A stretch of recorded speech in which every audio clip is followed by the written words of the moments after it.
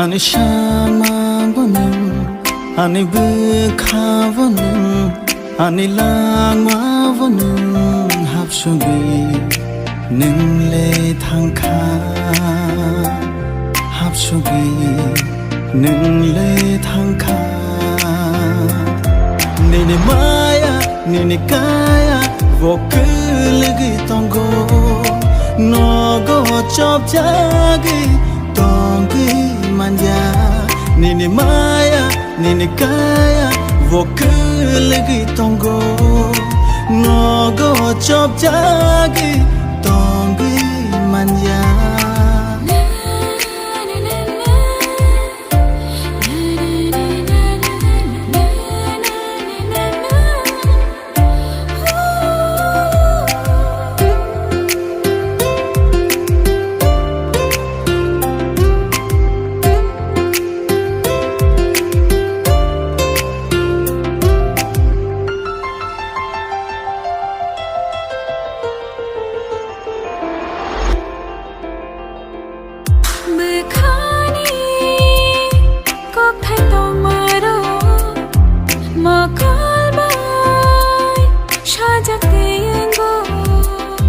Ham chang ma tong khe kha pango nashik ma vai no shai ma nei thango kunai be kha tong mani kashango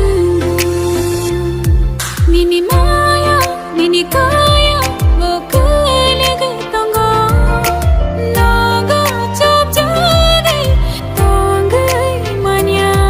Nini maya nini kaya vokilgi tongo nogo chop jagi tongi manja. Angkani bakabuti ni adila motum bahasha kajara shikila shini shadan kitang nani shoini bina hanu ani bakabukila.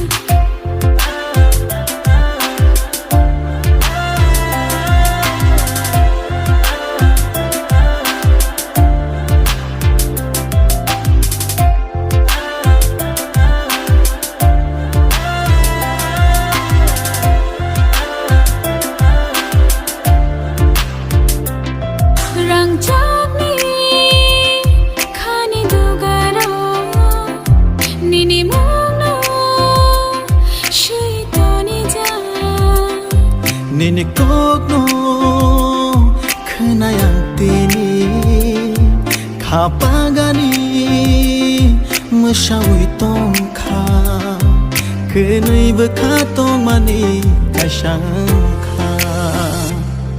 Nini maya nini kaya vokilgi tongo nogo chop jagi tongi manja.